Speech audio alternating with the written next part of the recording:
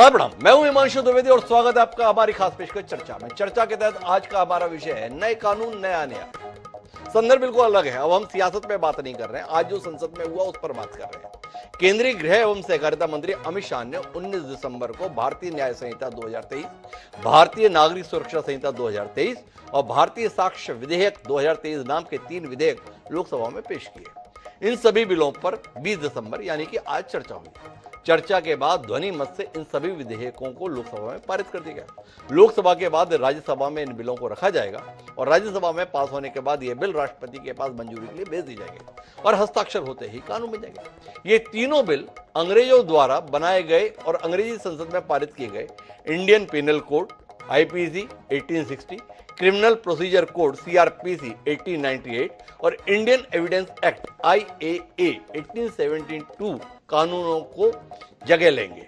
आपको बता दें, इन बिलों के पास होने के बाद इंडियन पिनल कोड या ये सारी चीजें बदल जाएंगी और इसके स्थान पर भारतीय नाम से इन संहिताओं को पुकारा जाएगा। पर महत्वपूर्ण बात क्या है?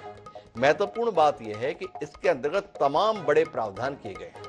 पर सबसे महत्वपूर्ण बात जो अमित शाह जी ने इन कानूनों पर चर्चा के दौरान कही वो ये कही कि अब तक जो प्रक्रिया थी उसमें दंड को प्राथमिकता थी, लेकिन हमने जो अब कानून तैयार किए हैं इसमें न्याय को प्राथमिकता दी गई है। इसमें कई महत्वपूर्ण तथ्य हैं। सबसे महत्वपूर्ण तथ्य क्या है कि भारत में न्याय तो होता है पर न्याय बहुत देर से होता है और देर से न्याय अपने आप में अन्याय होता है। इस नई व्यवस्था में प्रावधान यह किया गया है कि जो ट्रायल कोर्ट है उन्हें हर हाल 3 साल में फैसला सुनाना होगा।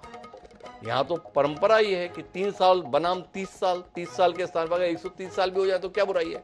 तारीख दर तारीख ये भारतीय कानून व्यवस्था का सबसे प्रचलित मुहावरा है। क्या नए प्रावधान तारीख दर तारीख के सिलसिले को रोक पाएंगे? ये सवाल है।